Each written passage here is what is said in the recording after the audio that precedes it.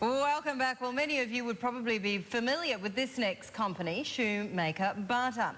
It started in Europe. The company, though, making its name overseas, especially right here in Asia. A big market is India. Shares of the unit are listed there. Now, the stock hitting fresh highs this week after strong second quarter earnings.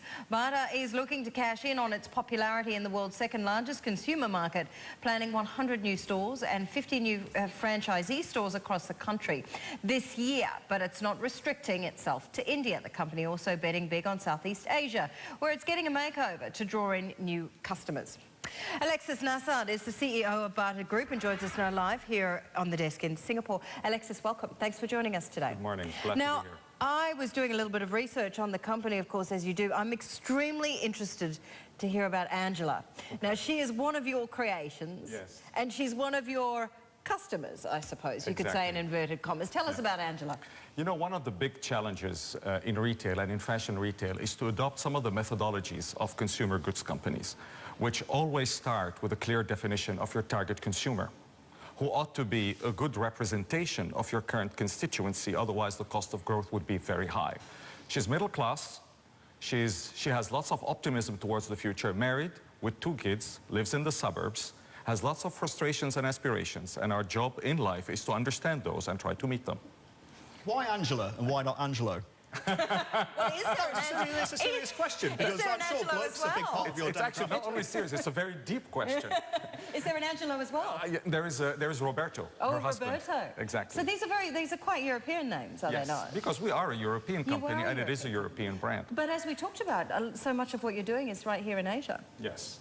But let me answer the question. It's a very good question, because we've made the strategic decision to focus primarily on women, because first, they represent a big chunk of our constituency. Second, they represent the bulk of the growth of the footwear market in the future in value. But importantly, in that category of consumers, oftentimes the woman is the decision maker for fashion for men. It is only when men get into the B and A classes where they become autonomous in terms of their tastes. I'm sure you buy your own ties, Sri, and nobody else buys them I for do, you. and I've been known to buy my wife her clothes as well, so exactly. I'm the exception to the rule. Sri is the snappiest dresser that we have here. One tries. I've got to ask you, Alexis, you've been in Asia for decades. This is Bata, and I remember a very fond memory of my yearly trip to Sri Lanka when I was very young, was buying a pair of Bata slippers. Other brands are available, but it was buying a pair of Bata slippers, and that was something that I really cherished. But are you finding your position out here especially increasingly challenged by the rise of online retailing? You know, I don't quite say it that way. I would say today there is a lot of hyperboles about online and digital. If you look at global proportion of online sales of shoes, if you exclude Nike and Adidas, which is a particular case, it's about 8%. We at Bata are growing our online sales 80%. And we have a very dedicated and quite distinctive digital strategy. And we call that strategy from anywhere to anywhere, A to A, where you can browse anywhere, online or offline, and buy anywhere, online or offline, and wherever you want, which requires a very significant IT intervention in the way we manage the business.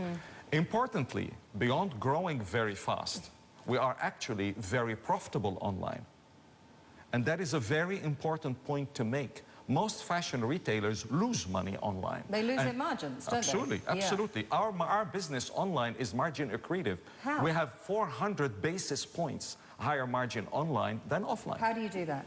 Because before pressing the accelerator on the online business, we made sure we had a model that had proper economics that are sustainable over time and which are scalable.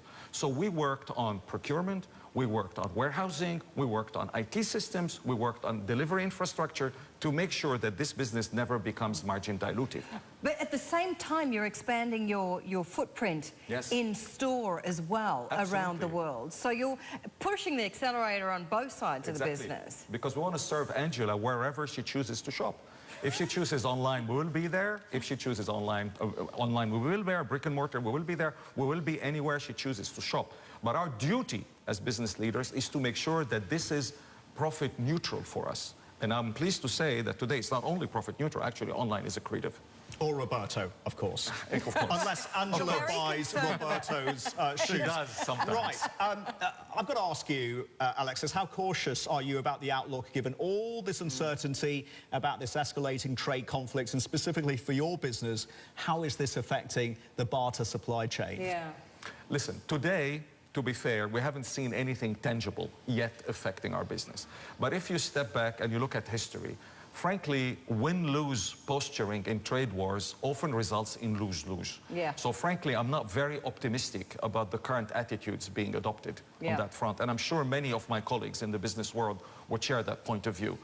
If that becomes a real trade war with tit for tat, and importantly, if China starts getting asymmetric in its responses, because we all know that the response to tariffs is not necessarily only tariffs. I mean, there are different ways that China could respond to it that can be very damaging to the US and to world trade.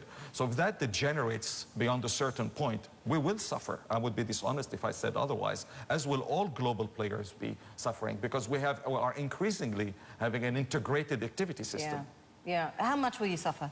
I mean, obviously it's all relative, isn't it, depending on where the situation goes. But where we're standing at the moment, what are your forecasts? You know, today I would say it's very difficult to give you a number. I mean, my number will be pure conjecture, right? Yeah. You have to bear in mind, though, as we are centralizing increasingly, we remain with a very decentralized legacy. I mean, we have 23 factories around the world. We have warehousing in every operating company where we are. We manage our collections mostly locally. So I would say versus extremely integrated brands like the global sportswear brands, we are less exposed. But nevertheless, we will be exposed. But do I see it as an enormous risk? No. Do I see it as a significant annoyance? Yes.